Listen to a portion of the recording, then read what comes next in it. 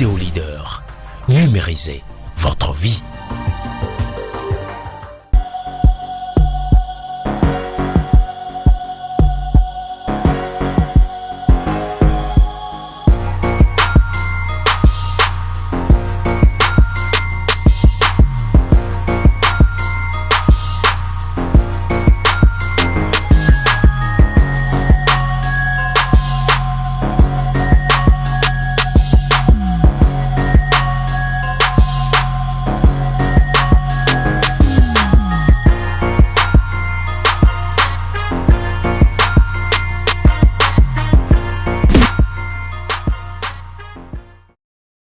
Chers téléspectateurs, la vie est belle, elle sera toujours belle.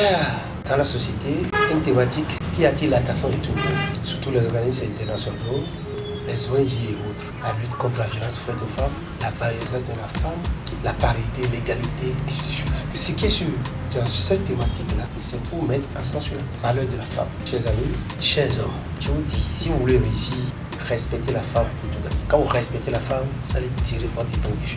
La valeur de la femme est grande, immense. C'est seulement que la femme n'en prend pas conscience. C'est pourquoi elle se laisse chiffonner. La femme a un potentiel immense. Et si un homme en prend conscience, il va en tirer profit. Nous sommes dans un monde de bipolarité. On dit le jour, la nuit. On dit ciel, la terre. On dit bon Dieu, on parle de Satan. On dit bonne positive, bonne négative. Est-ce que, selon vous, est-ce que la bonne positive peut exister sans la bonne négative? Est-ce que la nuit peut exister sans le jour? Est-ce que on peut parler de bon Dieu s'il n'y avait pas Satan? L'un existe par rapport à l'autre. Donc l'un doit son existence à l'autre. Ça veut dire que les deux vont de pair. Donc on ne peut jamais parler du sexe féminin s'il n'y a pas du sexe masculin. On ne peut pas parler du sexe masculin s'il n'y a pas du sexe féminin. Nous sommes dans un monde de dualité. C'est exactement ce qui se passe avec l'homme et la femme. Et si on arrive à maîtriser l'autre bonne, si la bonne positive méprise la bonne négative, il ne peut pas avoir de la lumière. Nous pouvons faire l'expérience à la maison. Quand on ne les met pas dans la même disposition donnée pour faire circuler l'énergie s'arrête. Ni la bonne positive, ni la bonne négative n'est utile. Donc si l'homme n'arrive pas à utiliser la femme comme cela se doit, il sera difficile à l'homme de prospérer. Je vais dans la Genèse où on a raconté que Adam était créé, mais il était seul. Il se sentait triste. Alors Dieu a vu qu'il n'était pas épanoui. Il manque de sérénité. Il a créé Ève. Mais quand il a vu, à la vue de Ève, qu'est-ce qu'il a dit? Voici l'os de mes os, la chair de ma chair. Il est devenu content. Il a retrouvé son entrain, il a retrouvé la joie. Est-ce que celui qui est triste peut donner le meilleur de lui-même? Non. Donc c'est grâce à Ève que Adam a retrouvé sa sérénité. Et c'est ce qui se passe dans notre vie. La femme est complémentaire à l'homme. Et si la femme n'est pas, l'homme ne peut pas être complet. La réalité c'est quoi? En chacun de nous, que ce soit l'homme ou la femme là, nous avons les deux personnes. C'est-à-dire quand je suis homme, j'ai une partie femme et une partie homme. Mais parce que je suis homme, la partie masculine dépasse la partie féminine.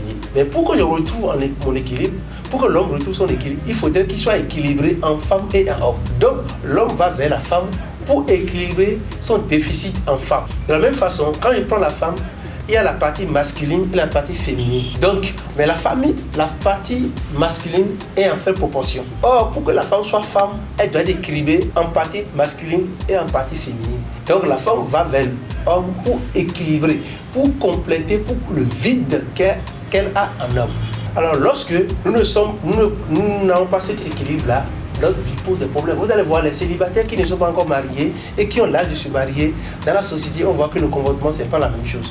On voit quelque chose leur manque. Des gens qui deviennent aigris, qui parlent mal. Et des fois, ils commencent quelque chose, ils abandonnent. Parce qu'il n'est pas équilibré. Il faut une présence féminine à côté de lui pour qu'il soit équilibré. C'est exactement la même chose. Donc si je méprise la femme qui est à côté de moi, c'est sûr que je risque d'avoir des problèmes dans ma vie. Le président actuel, Talon, doit sa vie à sa femme. Au moment où on a envoyé les militaires aller le chercher et il faisait le malin, c'est la femme qui lui a dit 2 pieds sous terre, la constitution sera révisée. Mais à l'intérieur, tu peux continuer la lutte. Et c'est comme ça, il a obéi à sa femme pour quitter le pays. Il est devenu président. S'il avait 2 pieds sous terre, il ne peut pas devenir président. Donc c'est la femme qui l'a sauvé. On a toujours dit, derrière un homme fort, c'est toujours une femme de fer. Oui, la femme reste derrière pour pousser l'homme à réussir. Et ce qui est encore bon, la femme fait des suggestions sans réclamer le droit d'auteur. Mais l'homme prend la suggestion, les conseils de la femme et réclame, il est l'auteur et en bénéficie. Quand vous allez fréquenter les hommes forts, vous allez voir beaucoup de problèmes créés par ces hommes-là sont gérés par leurs femmes. Demandez aux premières dames, vous en parlez, quand le mari fait des gaffes, c'est la première dame qui calme les yeux derrière pour montrer, pour que tout le monde puisse soutenir encore son mari. C'est exactement la même chose. Nous avons besoin de la femme. Lorsque tu ne reconnais pas la valeur de la femme, une femme qui prie pour son mari, ça bâche. De la même façon, lorsque ta femme se lève et te maudit, tu as tous les problèmes.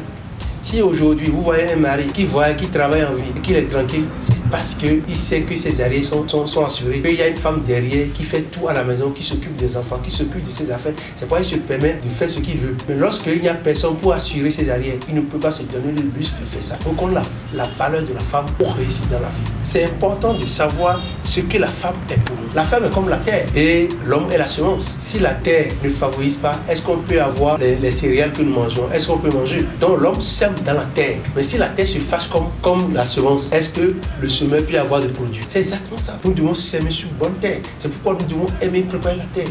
Mais nous devons mettre notre femme heureuse. Lorsque la femme est heureuse, elle fait économie pour son mari. Mais quand elle se fâche, elle crée des dépenses pour son mari. Nous avons intérêt à aimer nos femmes, à leur accorder le temps nécessaire, la valeur qu'il faut, nous devons leur considérer comme elles se doivent pour que nos affaires marchent. C'est important. Vous allez voir les couples dans lesquels il y a harmonie, il n'y a pas de maladie.